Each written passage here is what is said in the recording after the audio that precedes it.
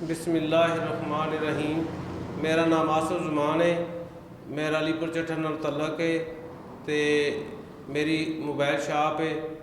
मैं एक इंटरव्यू देना चाहना वहाँ कि मैं मास्टर काशिफ डार जिहड़ा हाई स्कूल का टीचर है उहदे कोलों मैं 1 लाख रुपया लिया सूद की मादे च ते मैं उन्होंने 2 गरंटी के चैक दिते लाख रुपए के।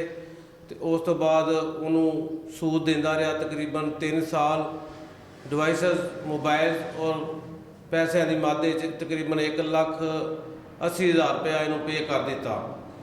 तो 1,80,000 रुपये करने तो बाद फिर मैंने कहा कि मेरे को जड़ा ना मैं नहीं सूद दे सकता तो मैं तेन पैसे तेरे दे देना असल रकम भी।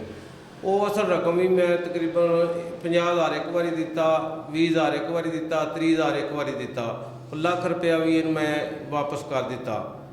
1,80,000 सूद दे दिता और लाख रुपया इनकी असल रकम भी वापस इन कर दी। ठीक है। उस तो बाद जनाब इहदे कोलों गरंटी के चैक सन वो इहदे को मंगे, ये ले बहाने करता रहा। तो असी जरा ना असी खामोशी छा गई। असी आख्या कि असी जो पैसे दे दिते असी साफ हाँ तो सानू किहड़ी डर है।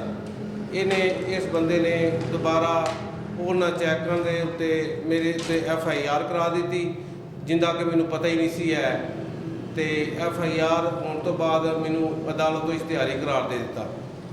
उस तो बाद ये कुछ दिन तो बाद जरा ना मैनू 4 तरीक नूं तकरीबन पुलिस नाल लैके ते मेरे ते रेड कराया गया। मेरी दुकान के उत्तों गिरफ्तार कर लिता। उस तो बाद असी थाने चले गए। थाने दे विच भरिया बैठी SHO साहब ने भरिया बिठाई। उहदे विच जिहड़े लोग सन साडी तरफों भी सन उहदी तरफों भी सन। उहदे विच इन्हें सूदखोर भी साबित होया तो उस तो इलावा ये भी साबित हो गया कि इन्हें पैसे भी ले ले ने। तो SHO साहब ने बेगुनाह मैनूं लिख दिता ज़िमनी दे विच। ते मैनूं अदालत गए उतों जमानत ना पहली दफ़ा हुई, दूजी दफ़ा मैनूं इन्हां जेल दे विच भेज दिता। जेल दे विचों 4 दिन तो बाद मेरी जमानत हो गई सिर्फ उस बयान ते कि SHO साहब ने लिखा कि ज़िमनी दे विच कि बेगुनाह है बंदा तो इस बंदे ने पैसे भी वसूल कर लेने, सूद भी लेंदा रहा तो फिर भी इन्हें जुल्म किया है। उस तो बाद जमानत होने तो बाद इंशाअल्लाह असी अदालत दे विच ट्रायल होणगे। ट्रायल दे विच भी इनू साबित करांगे कि सूद भी लेंदा रहा तो पैसे भी इन्हें असल रकम भी ले लीए तो चैक जिहड़े ने गरंटी दे वो वापस नहीं सन कीते।